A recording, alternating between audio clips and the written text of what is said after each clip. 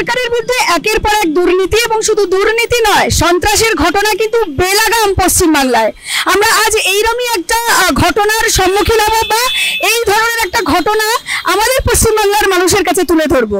কোথাকার না 5 নম্বর ওয়ার্ডের ব্যুরো 1 তার চেয়ারম্যানের যে সন্ত্রাসের ঘটনা। আমরা আজকে আমাদের সঙ্গে পেয়ে গেছি বিজেপি নেতা সব্যসাচী দাকে। সব্যসাচী দা নমস্কার।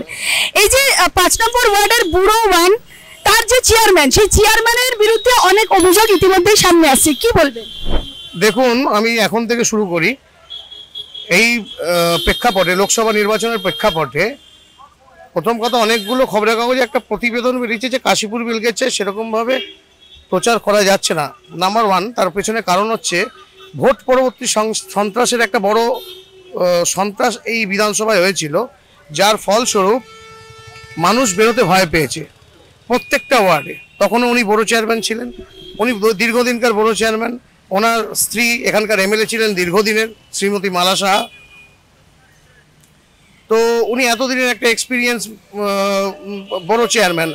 ওনার তত্ত্বাবধানে উনি কী করে অ্যালাউ করলেন এরকম প্রত্যেকটা ওয়ার্ডে? ওনার ওয়ার্ডে হয়তো হয়নি, সেটাও বলতে হবে।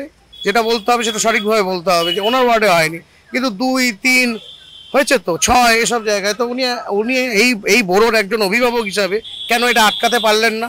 ওনার তার মানে অন্য কাউন্সিলের ওপরে কন্ট্রোল নেই। নাম্বার 2, এখন এই লোকসভার নির্বাচন আমরা তরুণদাকে খুব ভালো মানুষ হিসেবে জানি, তার কারণ সবাই এলাকার ওনাকে খুব ভালো মানুষ হিসেবে বলে প্রত্যেকটা দলের প্রেক্ষিতে। কিন্তু এই নির্বাচনে দেখলাম তরুণদার একটা অন্য রূপ, যে ওনার ওয়ার্ডে যখন ব্যানার পোস্টার তপস রায়ের লাগানো হলো, পরপর 2 দিন ছেঁড়া হলো। কারণটা কি? ওনার ভয়ের কি আছে? ওনার তো এত জনসমর্থন আছে, ওনাকে অন্য দলের লোকেরাও ভালোবাসে, এমনি জেনারেল লোকও ভালোবাসে। তো বিরোধী পক্ষের প্রচারে বাধার সৃষ্টি কেন উনি করতে চাইছেন, বা ওনার লোকেরা কেন করছে? এবং এখানেই প্রশ্ন, দর্শকদের উদ্দেশ্যেও বলছি যে প্রশ্ন এখানেই, বিভিন্ন এলাকায় বিভিন্ন জায়গা থেকে কিন্তু এই পোস্টার ছিঁড়ে দেওয়া বা বিজেপির ফ্ল্যাগ ছিঁড়ে দেওয়া, ফেস্টুন ছিঁড়ে দেওয়া, এই ঘটনা কিন্তু লাগাতার ঘটছে। এবং এই যে 5 নম্বর ওয়ার্ড, এটাও কিন্তু তার ব্যতিক্রম নয়। কি বলবেন, কেন এই সন্ত্রাস? কি মনে হয় যে এই যে লোকসভা নির্বাচন, এই লোকসভা নির্বাচন কিন্তু দেশের নিরিখে, রাজ্যের নিরিখে নয়, সেই জায়গা থেকে দাঁড়িয়ে কিসের এত ভয়? পশ্চিমবঙ্গে ভায়োলেন্স ডিউরিং ইলেকশন, এইটা একটা রীতি রেওয়াজ, একটা পারম্পরিক প্রথা হয়ে দাঁড়িয়েছে। এখানে ভায়োলেন্স ছাড়া নির্বাচন হয় না, নির্বাচন নেই। ভায়োলেন্সটা এখানে মানুষকে, যে রীতি রেওয়াজ কংগ্রেস, যে রীতি রেওয়াজ বামফ্রন্ট লেফট গভর্নমেন্ট ছেড়ে গেছে, সেটাকে এরা বৃহৎ আকারে ভাবে নিয়েছে। সন্ত্রাসের কি দরকার আছে? যদি ওদের কাছে জনসমর্থন থাকে, ওরা যদি ভালো কাজ করে থাকে, তাহলে এটা তো লোকসভা নির্বাচন। ওরা 42টা সিট নিয়ে যদি প্রাইম মিনিস্টার মমতা ব্যানার্জি হতে পারে, হবে, কিন্তু সেটা তো সম্ভব নয়। তা ওনারা মানুষের উপরে কেন ছাড়ছেন? এটা তো দেশের নির্বাচন, এটা তো বিধানসভার নির্বাচন না। তাতেও সন্ত্রাসের কি প্রয়োজন আছে? আমার তো মনে হয় না। কোথাও কি তাহলে সরকারের কনফিডেন্স কমছে, বা সরকার কোথাও কি এই এত দুর্নীতি, তাদের ক্যাবিনেটের মন্ত্রীরা জেলে, কোথাও কি তাতে মুখ্যমন্ত্রী কিছুটা হলেও তার গদি বা তার সিট টলমল করছে? কি মনে? দেখুন, পশ্চিমবঙ্গের মানুষ বুঝে গেছে এই সরকারটা একটা চোরেদের সরকার। ভারতবর্ষে এরকম গভর্নমেন্ট, স্টেট গভর্নমেন্ট, যেখানে প্রত্যেকটা ডিপার্টমেন্টে চুরি, এতগুলো মিনিস্টার জেলে, এরকম দেখা যায় না। তো সুতরাং মানুষ বুঝে গেছে যে আলটিমেট এদের ভোট দেওয়া মানে একটা চোরকে সমর্থন করা। তো সুতরাং এদের সন্ত্রাস করেই জিততে হবে। এখন সন্ত্রাস করে মানুষের কাছে ভয় সৃষ্টি করবে, পোলিংটাকে স্লো ডাউন করবে যাতে মানুষ না ভোট দিতে পারে, আর ভোটের দিন সন্ত্রাস চালাবে। ভোটের 2 দিন আগে থেকে ওরা সন্ত্রাস বাইক বাহিনী টহল বেরোবে। এটা তো ওদের কালচার হয়ে দাঁড়িয়েছে। এখন প্রশ্নটা হচ্ছে ইলেকশন কমিশনের ওপরে। এটা ইলেকশন কমিশন কিভাবে এটাকে কড়া হাতে দমন করবে। আর লোকাল পুলিশ, সিআইএসএফ সিআরপিএফকে তো কন্ট্রোল স্টেট পুলিশই করবে। তো পুলিশ কিভাবে সিআইএসএফকে ওয়ার্কআউট করাবে, সিআইএসএফকে দিয়ে এই সন্ত্রাসী ভায়োলেন্সটাকে আটকানোর চেষ্টা করবে, সেটা সম্পূর্ণ প্রশাসন, অ্যাডমিনিস্ট্রেশন অ্যান্ড ইলেকশন কমিশনের ওপরে ডিপেন্ড করে।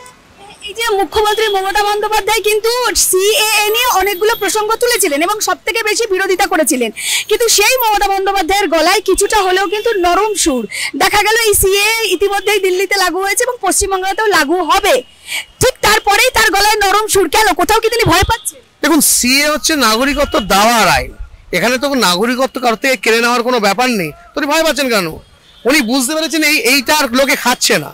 আজকের ডেটে সংখ্যালঘুরাও বুঝে গেছে যে ওরা একটা ভোট ব্যাংক হিসেবে, আপনি দেখুন তো এই উত্তর কলকাতায় আপনি ডেভেলপমেন্টটা দেখুন, এই কাশীপুর বেলগাছা 3 নম্বর ওয়ার্ডে বেলগাছি অবস্থিত কি ডেভেলপমেন্ট আছে, সদাগরপট্টির কি ডেভেলপমেন্ট আছে, 1 নম্বর ওয়ার্ডের কাশীপুর রোডে কি ডেভেলপমেন্ট আছে, রাজাবাজার কি ডেভেলপমেন্ট আছে, আমি ওখানে কি কৃতি ছাত্রছাত্রী নেই আছে, তাদের কি ইনভলভমেন্ট আছে ইন পলিটিক্স, তাদের কি ইনভলভমেন্ট তারা করছেন সোসাইটিতে।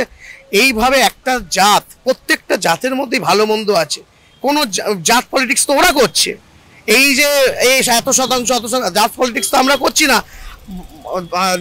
নরেন্দ্র মোদী প্রত্যেকটা জাত ধর্ম নির্বিশেষে সবাইকে তুলে ধরে আনতে চেষ্টা করছে, আর মমতা ব্যানার্জি ট্রাম্প কার্ড জাতের পলিটিক্স খেলছে। তো মহামেডানরাও আজকে তো এটা বুঝে গেছে যে তারা বলে সাজছে ওনার, তারাও ডেভেলপমেন্ট হতে হবে। আপনি সাউথ ইন্ডিয়ায় যান, মহামেডানরা কত ডেভেলপ, আপনি ওয়েস্টে যান, বম্বেতে মহামেডানরা কত ডেভেলপ, তারা পড়াশোনাতে সব কিছু এগিয়ে। একমাত্র পশ্চিমবঙ্গে they are using the Muslim as a tool for the election, nothing else like that. কিন্তু অভিষেক বন্দ্যোপাধ্যায় বলছেন যে নরেন্দ্র মোদীর সরকার বা ভাজপা সরকার শুধু ধর্মকে নিয়ে খেলে এবং একদমই তারা ধর্মনিরপেক্ষ দল নয়। একটা কথা বলি, মমতা ব্যানার্জি 2019 সালে 18টা সিট বিজেপি পাওয়ার পরে উনি একটা স্টেটমেন্ট দিয়েছিল যে আমি যে গরু দুধ দেয় তার সামথিং আছে, আমার ঠিক মনে পড়ছে না এখন। তাহলে স্টেটমেন্টটা কেন দিয়েছিল? উনি তো একটা সম্প্রদায়কে ইঙ্গিত করে স্টেটমেন্টটা দিয়েছিল।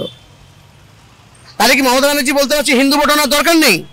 তো উনি স্পষ্ট, অভিষেক বন্দ্যোপাধ্যায় স্পষ্ট বলুক যে ওনার হিন্দু ভোট দরকার নেই। জাতের রাজনীতি ওরা করছে, এত শতাংশ আমরা করি না জাতের। আমরা বলি সবকা সাথ, সবকা বিকাশ, সবকা প্রয়াস, সবকা বিশ্বাস, এইটা ওদের মধ্যে নেই।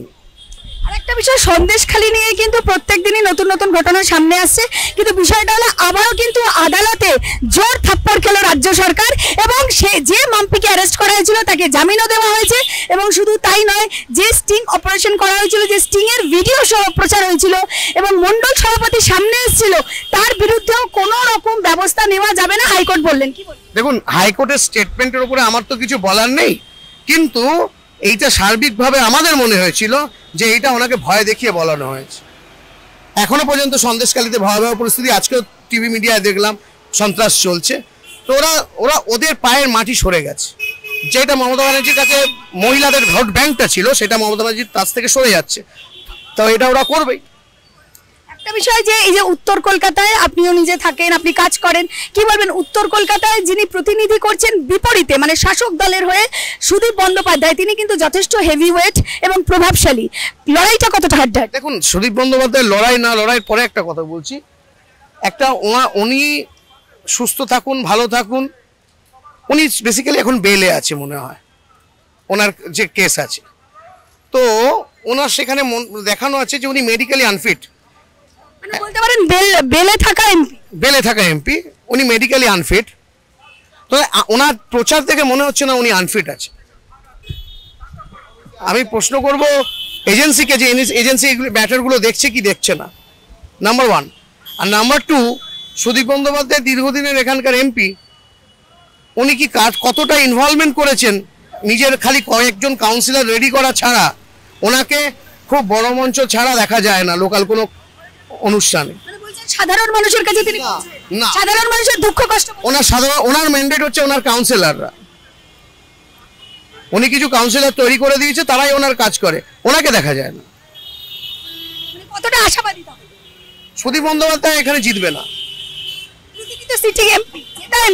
হতেই পারে। একসময় এখান থেকে বিজেপির ইয়েও জিতে গেছে, নামটা ভুলে যাচ্ছি, আরে তপন শিকদার জিতে গেছে, হতেই পারে। অঘটন যে কোনো সময় ঘটতে পারে। আর তাপস রায় যিনি ব্যক্তি, উনি তৃণমূলে থাকাকালীনও সর্বসাধারণ সবার সাথে মিশতেন। আমি আশাবাদী যে উনি যদি এমপি হন, মানুষ যদি ওনাকে আশীর্বাদ করেন, মানুষ ওনাকে পাবেন।